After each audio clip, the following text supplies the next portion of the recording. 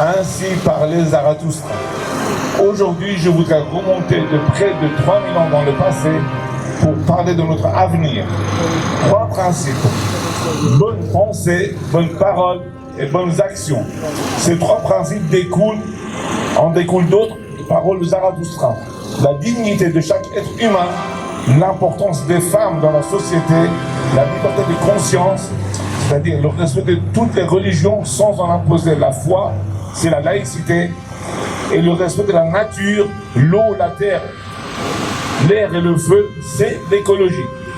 Il y a près de 3000 ans, et pourtant si actuel et extraordinairement visionnaire. En réalité, toutes les civilisations sont zoroastriennes, à une exception notable. Zarathustra nous parle aussi de 2 voies. Or, la vérité, l'ordre juste, la droiture, c'est la lumière. Et Drou, le mensonge, le désordre, la tromperie, c'est l'obscurité. Et l'espérance. Zarathustra affirme que la lumière vaincra l'obscurité. Visionnaire, je disais.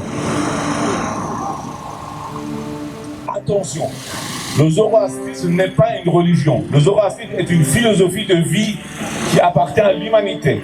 Quand l'homme devient l'homme, quand l'animal sauvage devient l'humain sensible. On peut être musulman, chrétien, juif ou athée et reconnaître ces principes. Et la République islamique, c'est l'exact inverse. Mauvaise pensée avec la propagande, mauvaise parole avec les menaces et mauvaises actions avec les massacres, les viols, les guerres. Elle souille ainsi la dignité d'une population de 2 milliards de musulmans dans le monde, soit 1/4 de l'humanité. Si vous passez à Londres, allez voir le cylindre de Cyrus au British Museum. C'est la première déclaration des droits de l'homme établie il y a 2500 ans par Cyrus le Grand. Cette déclaration est largement inspirée par la pensée zoroastrienne. 2 conséquences concrètes.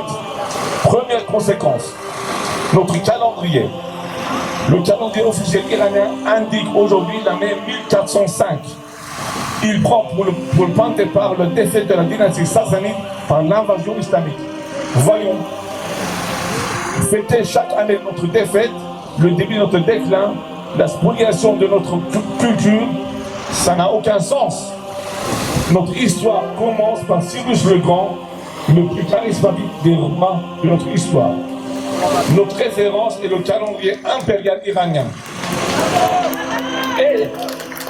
Et dans ce calendrier, nous sommes en 2585. Allez, 1405 aux oubliettes de l'histoire à jamais. C'est symbolique et les symboles, c'est très important, c'est de la politique. Ça coûte rien et pourtant, ça n'a pas de prix. Deuxième conséquence, notre devise. Une devise, c'est la promesse faite par un pays à ses citoyens. En France, c'est liberté, égalité, fraternité. Pour moi, la plus belle de toutes. Aux États-Unis, c'est In God We Trust. Et au Royaume-Uni, c'est une devise qui est en français, Dieu est mon droit. Et pour l'Iran, notre promesse sera bonne pensée, bonne parole, bonnes actions, devise séculaire et les rivalités avec la devise française en matière de profondeur. Allez, un peu de feuilles aussi pour le plaisir.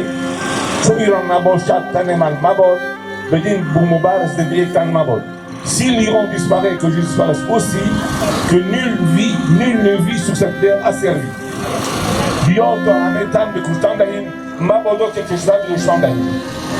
Allons tous, s'il le faut, offrir notre vie, mais jamais notre patrie à l'ennemi. Fiers de notre pays, fiers de notre culture, pour regarder Iran, j'ai envie de Bravo!